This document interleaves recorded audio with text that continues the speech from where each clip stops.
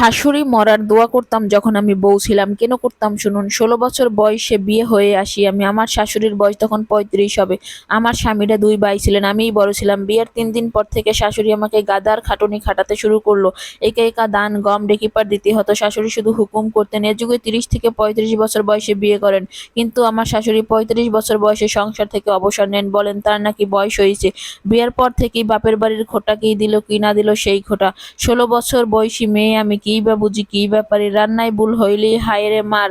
নিজের ইচ্ছে মতো কোনো খাবার রান্না করতে পারবো না, কিছু করতে পারবো না। স্বামীর সাথে একা ঘরে ২ মিনিট কথা বললে বলতো আমার ছেলেকে আমার থেকে আলাদা করার ফোন দিয়ে আসছে। আমার বাবা মাকে আসতে দিত না, আমাকে যেতে দিত না বাবার বাড়ি। বলতো তারা নাকি এখন পর। তাদের সাথে যোগাযোগ করলে বলতো ছেলেকে আলাদা করার বুদ্ধি আসছি। রাত ছাড়া স্বামীর সাথে কথা বলতে পারতাম না, বললে বলতো লজ্জা শরম নেই। জীবনটাকে জাহান্নাম বানিয়ে দিয়েছিল শাশুড়ি। সংসারে কেবল কাজের লোক হিসেবে আমিই ছিলাম। সারাদিন কাজ করেও খাবার খেতে পেতাম না। সবার সাথে বাড়ির বউ খেলে নাকি অমঙ্গল হয়। বলতো উনিও তো বাড়ির বউ, উনি ঠিকই সবার সাথে খেত, আর আমি সবার খাবার শেষে যা বাঁচত তাই খেতাম। কষ্টে কাঁদতাম। বাড়ির লোককে বলতাম মা আমার সংসারে কোনো অধিকার নেই, সংসার তো শাশুড়ির। সবাই বলতো সহ করো।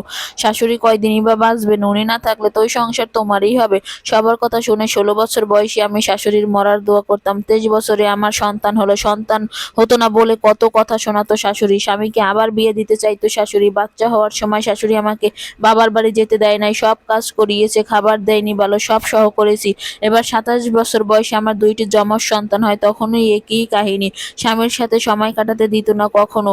আমি পারিনি আমার বিবাহিত জীবন ভালো কাটাতে, স্বপ্নের সংসার করতে। ৩০ বছর বয়সে আমি বিধবা হই, স্বামী মারা যান। সংসার তখনও আমার হলো না। শাশুড়ি তখনও শক্তি নিয়ে চলে। সে তার সংসার আমার হাতে দিতে কখনো রাজি না। তার আরেক বউকেও দেয়নি। উনি ৭০ বছর বয়সে মারা যান। বয়স যত ওনার বাড়ছিল, রাগ কুটনামি ততই বাড়ছিল। ৫৪ বছর পর আমি সংসারটা পাই।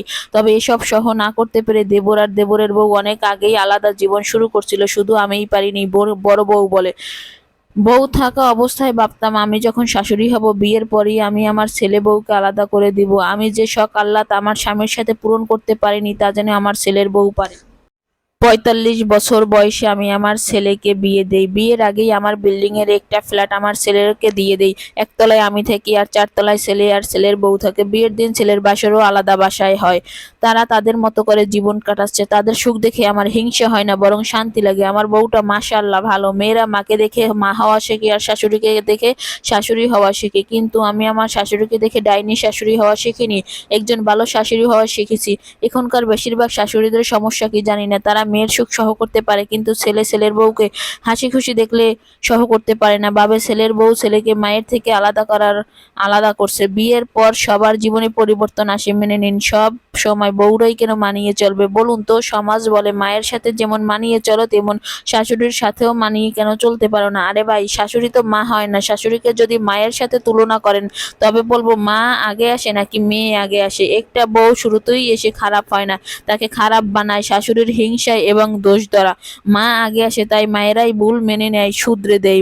মায়েরাই বোঝে সবকিছু। মায়ের থেকেই মেয়েরা শেখে। তাই যদি শাশুড়িকে মা ভাবতে চান, তবে শাশুড়ির আগে মায়ের মতো হন। শাশুড়ির দায়িত্ব আগে, তারপর শাশুড়ির থেকে বউ শিখবে।